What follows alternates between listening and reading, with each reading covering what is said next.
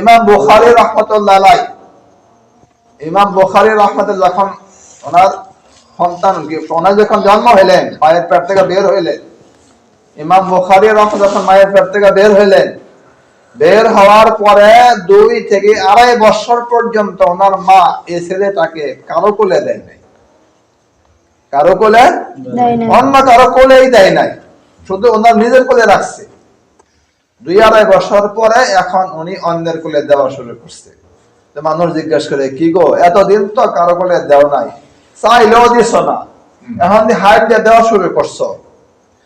কয় যে এতদিন যে যেই নাই সেটার কি কারণ, আর এখন কেন দিতেছি সেই কি কারণ সেটা শুনো। আমার ইচ্ছা ছিল আমার এই ছেলের মুখ থেকে প্রথম কথা যেটা হবে সেটা হবে আল্লাহ। প্রথম কথা যেটা হবে সেটা কি হবে? আল্লাহ। এই জন্য আমি দাদির কোলে দেই না, জানি দাদির শব্দ আগে শোনে, বাবার শব্দ আগে শোনে, মা শব্দ আগে শোনে, নানি শব্দ আগে শোনে। এই বাচ্চা যেটা শোনে এটাই তার মুখ থেকে আগে বের হবে। এই জন্য ওই সন্তান ইসমাইল বুখারী রাহমাতুল্লাহ আলাইহি তার কানে অন্য কোন শব্দ যেন না ঢোকে, সেই কারণে এতদিন পর্যন্ত অন্য কারো কোলে দেয় নাই। ওই সন্তান ইমাম বুখারী হয়েছে।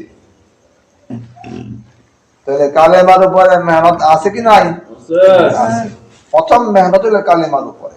রাসূলুল্লাহ সাল্লাল্লাহু আলাইহি ওয়াসাল্লাম সাহাবায়ে কেরামদেরকে নিয়ে শুধু একটানা 13 বছরে কি করছেন? কালেমার মেহনত করছেন, শুধু কালেমার মেহনত। এই জন্য আজকে আমাদের সবার এই কালেমার উপরে মেহনত করতে হবে। মেহনতটা কি? মেহনতটা হলো বারবার লোকালয়ে, লোকালয়ে, গোপনে, প্রকাশ্যে, সব জায়গাতে আল্লাহ পাকের অস্তিত্বকে দিলের মধ্যে বসাইতে হবে, আর অন্য অস্তিত্বকে দিল থেকে অস্বীকার করতে হবে। আমার এক মাওলানা সাহেব বলতেছিলেন, এই যে হালাল ভাই শুনছে, রাসূলুল্লাহ সাল্লাল্লাহু আলাইহি ওয়াসাল্লাম বলেন কালো জিরা সমস্ত রোগের ঔষধ। শুনছেন না আপনারা? এটা কারা কারা শুনছেন? কালো জিরা সমস্ত রোগের ঔষধ। এরা শুনছেন না? হাত তুলেন দেখি। মাশাআল্লাহ, অনেকে শুনছেন। কালো জিরা সব রোগের ঔষধ। এটা কার কথা? আল্লাহ রাসূল বলছেন। মিশকাত শরীফে আর অন্যান্য হাদিস শরীফে এটা আছে। তখন বলেন তো, এই কথার উপরে যদি বিশ্বাস আমার থাকে, তাহলে কি আমি জীবনে ডাক্তারের কাছে অথবা হাসপাতালে অথবা ফার্মেসিতে যাওয়ার কোনো প্রশ্ন আছে? কেন যাই? কেন যাই?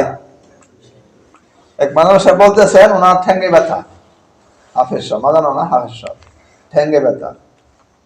উনি হাদিস শুনছে কালো জিরা সমস্ত রোগের ঔষধ। এখন ডাক্তারের কাছে যায় না, ওষুধের কাছেও যায় না, কালো জিরা খাইতেছে, ভালো হয় না। তো এক পর্যায়ে এই কালো জিরা সামনে নিয়ে বলতেছে আর নিজেকে মনকে বলতেছে, এ মন, তুই বিশ্বাস করস আর না করস, কথা এটাই সত্য যে কালো জিরাই ঔষধ। তুই মানস আর না মানস, বিশ্বাস করস আর না করস, কথা কি এটাই সত্য। বিশ্বাস করলে সত্য, বিশ্বাস না করলে সত্য। কাজেই আমি আর কিছু খাইতে আমার তরি কালো জিরাই খাই। কালো জিরা খাইছে, আল্লাহ তাআলা তার ঠ্যাং বিষ ভালো করে দিয়েছে। ঠিক।